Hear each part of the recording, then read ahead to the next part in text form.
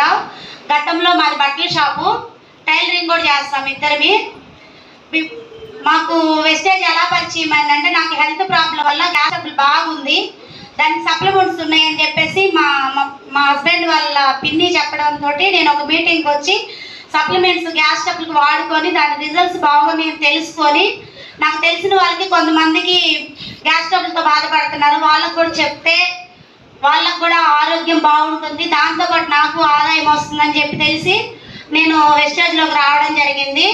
నా first income వచ్చేసరికి 263 రూపాయలు, హైయెస్ట్ వచ్చేసరికి 28,432 రూపాయలు.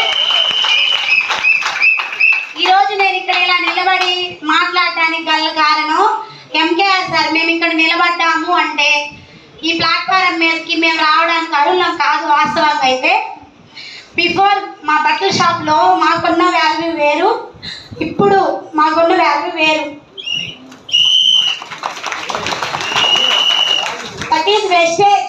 ప్లస్ అదే కాకుండా ఎంఎస్ఆర్ అసోసియేషన్లో ఉండడం మాకెంతో గర్వకారణంగా ఉంది.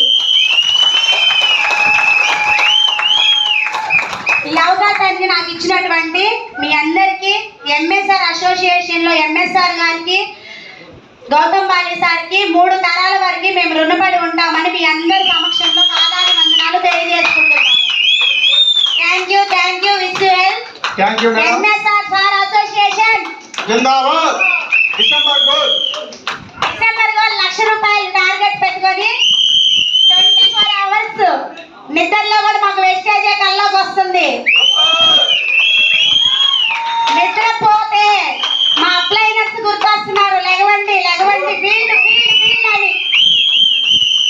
డౌన్ లైనర్స్ కల్లో కనిపించి మేడం ఫీల్డ్ ఉంది రండి అంటున్నారు. పడుకుంటే ఇంతకు ముందు మేము చేసే బిజినెస్ లో తిని పడుకున్నామా, ఉదయాన్నే లేచి వర్క్ చేసుకున్నామా, అమౌంట్ వస్తుందా అన్నదే ఉంది. కానీ ఈరోజు మేము ఈ ప్లాట్ఫారం మీద ఉన్నాము అంటే నెలకు 1,00,000 రూపాయలు గోల్ పెట్టుకున్నామండి. మా బిజినెస్ లో నెలకు 1,00,000 వస్తుందని గ్యారంటీ లేదు.